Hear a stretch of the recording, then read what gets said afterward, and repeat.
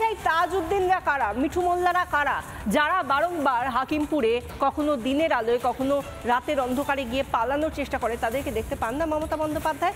অনুপ্রবেশকারীদের কেন দেখেন না? তিনি বলেন যে না, রোহিঙ্গারা এখানে কেউ নেই। কি বলেছেন আজও শুনুন।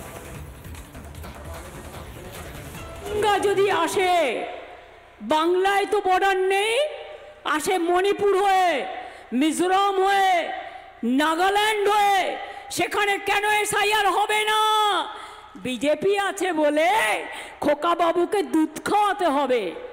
বাংলা ভাষায় কথা বলা মানে বাংলাদেশি, এটা তো ঐতিহাসিক কারণে। 1947 সালের আগে সব তো একসাথে ছিল, তারপরে দেশ ভাগ হয়ে যায়।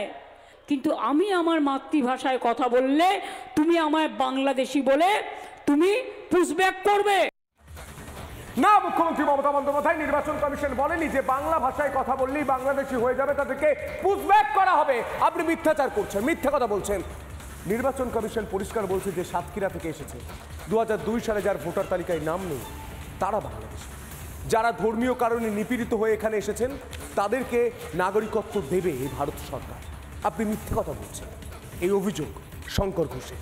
দেখুন, সাংবিধানিক সংস্থা দ্বারা করা হচ্ছে, তার বিরোধিতায় রাস্তায় নামেন, প্রতিবাদ করেন, আর বাড়িতে ফর্ম নেন, আর মন্ত্রীদেরকে দিয়ে সোশ্যাল মিডিয়ায় ছবি ছাপান।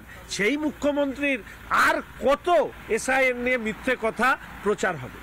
মাননীয় মুখ্যমন্ত্রীর বড় সমস্যা হচ্ছে উনি কেন্দ্রের সরকারকে তার প্রতিদ্বন্দ্বী মনে করেন, ফলে কেন্দ্রের বিরোধিতা করতে গিয়ে দেশ বিরোধিতা, এটা হচ্ছে রাজ্যের মুখ্যমন্ত্রীর অভ্যেস। নানা ধরনের কন্টেন্ট দেখার জন্য লাইক করুন, শেয়ার করুন আমাদের ফেসবুক পেজ, সাবস্ক্রাইব করুন আমাদের ইউটিউব চ্যানেল।